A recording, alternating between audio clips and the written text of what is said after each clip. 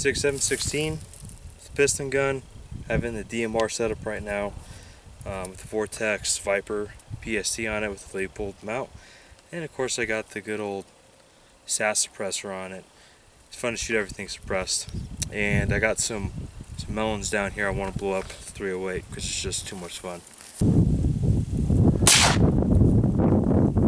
Went right through it. Didn't even do nothing. Wow, there we go. That just blows it up. Oh. Uh-oh. I got a jam.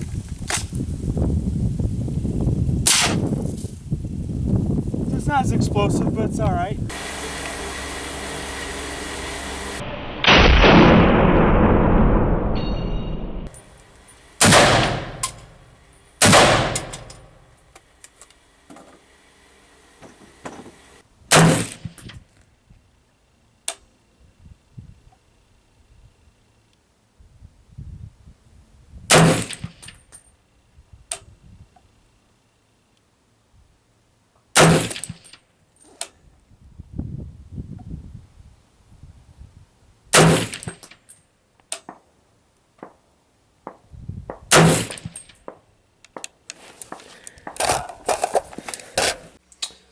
Alright, I finally got around to doing a review on the Sig 716.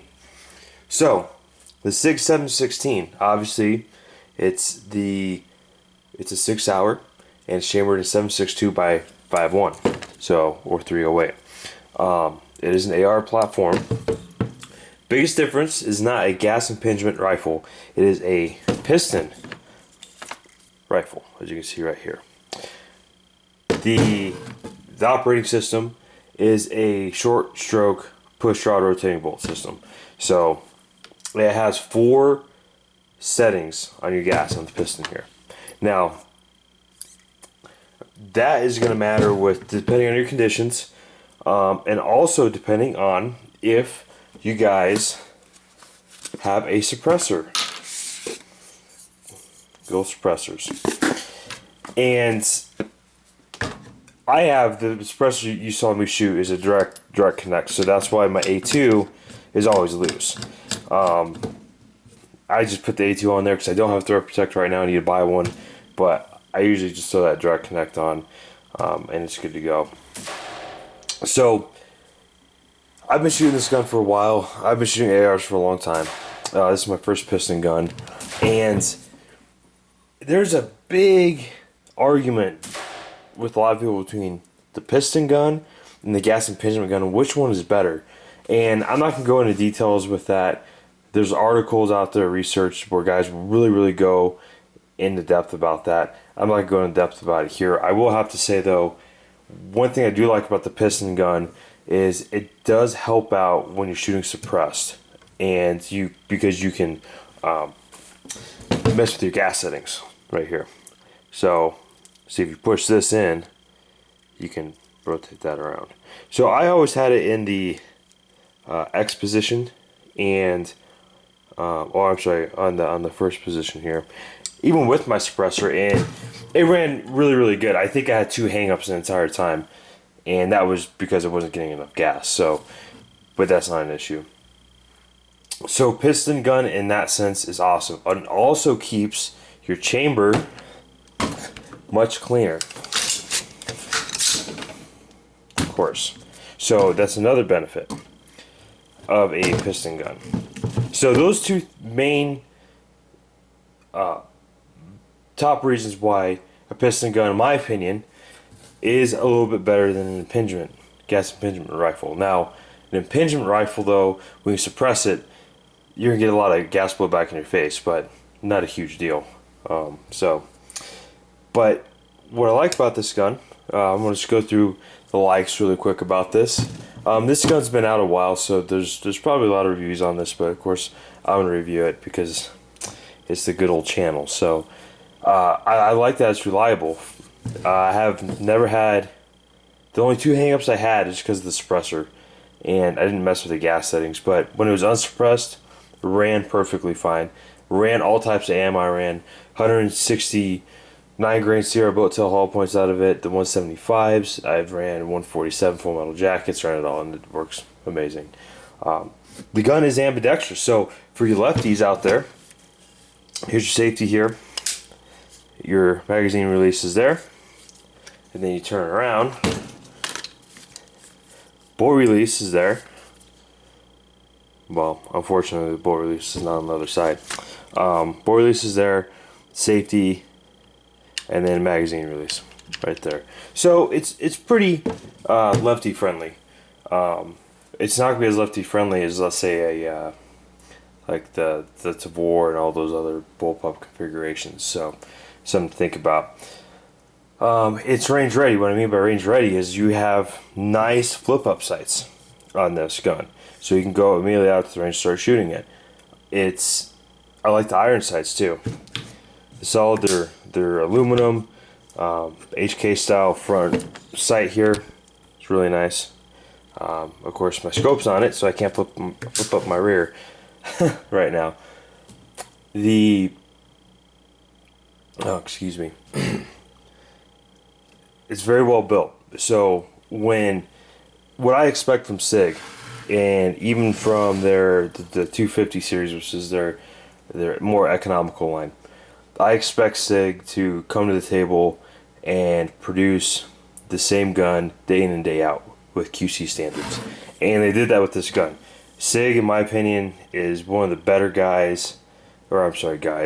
manufacturers that really have good QC standards. And I haven't really seen, honestly, a Sig that has been bad from the factory in terms of the build wise. Now, of course, you get bad guns all the time coming out of production runs. That happens. Everyone has their bad days. You don't have to, I already hinted on this, you don't have to adjust your piston, the gas settings to run a suppressor, and that's really, really cool. Some of you guys may have this gun and you're like, hey, I have to sit there and I have to mess with it to when I shoot a suppressor because it won't function because I'm running cam loads. And especially if you're running subsonic loads, this is the big thing. If you're running subsonic loads and a suppressor, you will have to mess with your gas setting. You will have to, because subsonic loads don't have the power as supersonic loads, obviously. So therefore it's not going to blow your bolt pack. So you will have to mess with the gas settings. Now I'm going to go into my dislikes about the gun. I have two really major dislikes about this gun right now. And that number one dislike is the dang weight of it. It is so heavy. It is very, very heavy. In this setup right now, it's a DMR setup, designated marksman rifle. And does it fill that philosophy for me, the way I set it up? And I'm going to get right down to the base and say no. It doesn't. And I'm going to, here real soon, I'll bring in some targets for you guys to show you what I mean. It's the way to lighten this gun up is to take this 1913 handguard off and replace the key mod. That would take a lot of the weight out. I don't like 19th. I don't need these rail spaces all the time right here. So key mod would be more for me. That's and of course the bipod. So, oh, by the way, it's a UTG bipod and it sucks. I'll never buy that thing. I was in a hurry and a rush, and I just need something really quick to throw on it. So I would recommend Atlas makes an awesome bipod. They're very expensive, but they make awesome bipods. And there's a new company, I can't remember who they are, but they do carbon fiber bipods, which is great. I would recommend throwing one of those on here. And of course, what makes it heavy too is the scope and everything like that. The sights, if you wanted to cut some weight, replace your sights here, and go with some M-bus flip ups, the polymer. So if that's something you wanted to do. So that's one of my major complaints about it, is it's heavy. And second, the biggest thing about this gun that I really, really hate is the trigger. It is awful. and it is a mil-spec trigger, okay? And it's you got that creep right there, and then it's just terrible break. I really wish that Sig, the MSRP on this gun is $2,399. As a consumer, I would like to see them at least do a little bit better trigger. They don't have to throw a Geisley trigger in here or anything, but just a little bit better trigger. Now, Sig does offer a DMR model in the 7.16, and it has an 18-inch barrel as opposed to a 16-inch barrel, which if you want to do a DMR setup, go with that gun. And they do have a 2-stage match trigger. So that one is retailing at about $3,000 right there. So I would probably suggest that platform if you want to do a DMR setup. And on that note, I'm going to bring in my targets and show you why this really isn't a designated marksman rifle per se. I think maybe with some doing, and then I do plan on replacing this trigger, it can be a DMR setup. But as of right now with this trigger, and from what I've been seeing on the range with it, it's really not fitting that role for me. So I'll come down and we got some PMC 168 grain stuff. Just kind of show you the best shot group. You got it's about 2 inches right there. Really weird thing about this gun, and you'll notice it, is it'll start just throwing rounds off into the group. Like, as you can see in this group, it just starts to kind of toss rounds out. And I don't know why it does that. But there's PMC, it's not bad. About a 2-inch group on that. Not great. Definitely not my definition of designated marksman rifle accuracy. Next up we have some P&W 175 grain Sierra boat tail. This was the best shooting ammo. It averaged right around, I'm gonna say it's a little over an inch right here, about 1.25. But that's good. That's what you want out of a DMR rifle. So this ammo does awesome with this gun, and I believe that if I hand loaded for this gun, I could get it shooting probably 1.25 inches to 1.5 inches, hopefully all day long, possibly. But then you start seeing stuff like this is free munitions, 175 grain Sierra boat to hull point, and it is just absolutely terrible. 3 inches. It's just bad, but that happens. This is shooting. So, and here's some PMC, just bulk stuff. Nothing great, obviously. So the role of this gun, really, let's talk about the philosophy. I wouldn't keep it the way it is right now as this setup until I find a better gun to put this scope on. This is the Viper PST. Did a review on the scope, love it. It's an awesome scope. But probably what I'll do with this gun is throw a 1:6 optic on it, and I'm not gonna really stretch it out to 1,000, probably 500 yards. If I want a DMR rifle, honestly, I want it to be shooting one MOA at 100 yards consistently all day long. This variation of the 7.16 does not do that. The DMR 7.16 may do that. I don't know. Maybe if I get my hands on that, I'll have to review that one. But these are expensive guns. They're not cheap, and a lot of people want these guns. But coughing up $2,400 or $2,100 is a lot of money. So, but other than that, it shoots the grouping is better than a standard AR. I really expect ARs at 100 yards really to only give 2 MOA on the best day, about 3 almost average, almost three. It's like 3 inches at 100 yards sometimes with ARs, with surplus ammo. So this is beating those standards, which is good. But I went over some of the features really quick, and I probably breezed over some for you guys. But in terms of the pistol grip, that's pretty standard. Pretty nice texture, pretty nice grip angle on that. Here's your compartment down here. You want to throw in batteries. That flips out. They didn't do a winter style trigger guard on that, but you can swap that out. Throw a mag pull in there if you want to. Here's your buttstock. Has accessory compartments in there for batteries. So very, very nice there. There's some serrations here on the mag well in the front. Nice little touch. And of course you have the QD, quick QD swivel points here in the lower receiver, which is awesome how Sig does that. I do commend them on that. So you got some cuts in your bolt here. Probably to try to save some weight, which is a good idea. I'll show you the insides or the guts of it. Hopefully I can. It's still really, really tight on these pins.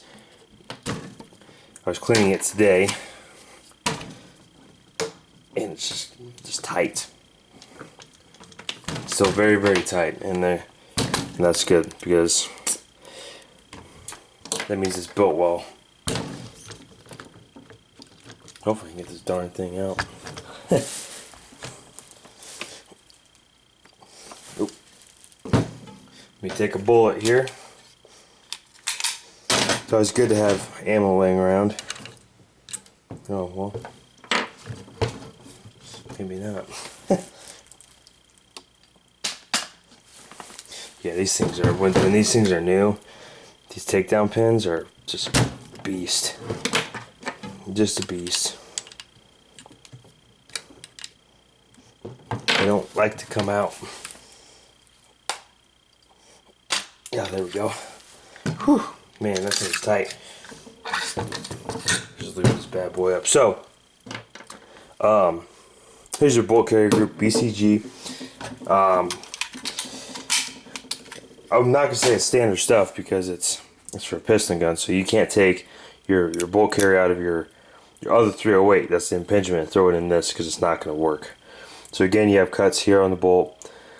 This is to save weight on this bolt carrier. Right there, saving weight again, because that's pretty important. Now, as you can see here, you have a double plunger system for the extraction, which is really nice. The DPMS G2, they really try to drive that home to the consumer. And this thing has a very, very positive ejection, which is great. So, very, very nice feature on that. Your charging handle, very standard. Nothing crazy on that. I would maybe do a gunfighter handle on there, get that extended out a little bit. So, and then of course in here it's pretty darn standard. Oop, that's what you normally see. Has an H2 buffer in there, recoil buffer. So it's pretty nice. It's very, the 716 has, I really wish Sig would give the consumer a better trigger on this gun. Like I said, it doesn't have to be a Geisley.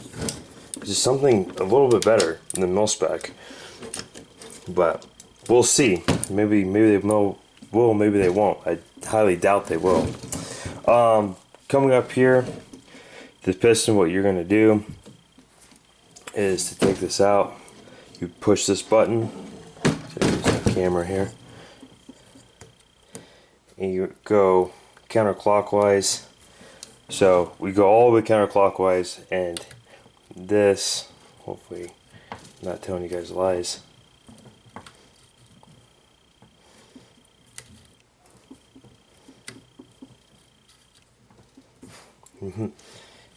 I'll be telling you guys lies.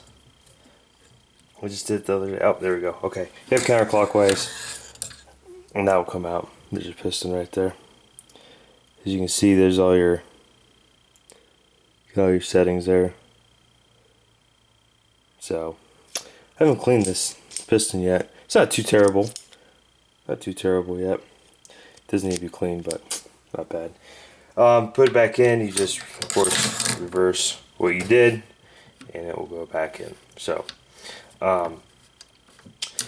would I recommend this gun? If you're in the market for a 308, I think it's a really cool gun. Weight is a huge factor in this gun, even without the scope. It's huge. It's weight without magazine is 9.3 pounds. That is heavy. And I understand it's the 308, but I mean, there's companies out there throwing down carbon fiber handguards now.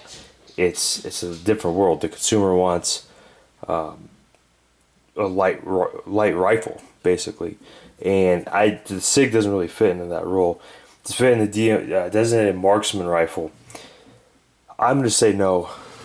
I'm gonna say it won't. Now, if you're looking at the whole scheme of things in terms of price and 308s and piston guns, the 716 is on the cheaper end of the piston gun, so keep that in mind, especially when you're comparing it to the HK MR762 and the SCAR 16, stuff like that. So definitely keep that in mind. This is a cheaper way to go. It's a cool gun though. It's very enjoyable to shoot. It's fun to shoot.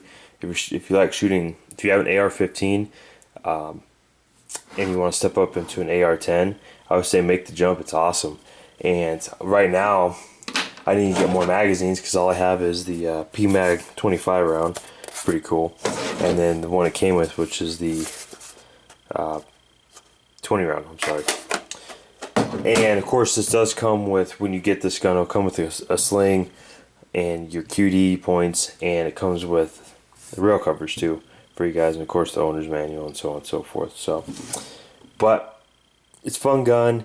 It just doesn't fill the role I want it to fill, unfortunately, right now. I got to mess with some optics and then take this optic off, put a 1-6 on there to save some weight because this thing's too heavy right now, and also throw in a trigger. But I think once I throw in a trigger, I can maybe tighten these groups up a little bit, because some of that might be me because of pulling. But if I do that, I might actually just do a short video as a follow through for you guys about this gun to see what it's doing. Because now I'm very interested to see if throwing a trigger in there is going to help out. So, anyways, that's all I have today for you guys. And as always, thanks for watching. We'll see you next time.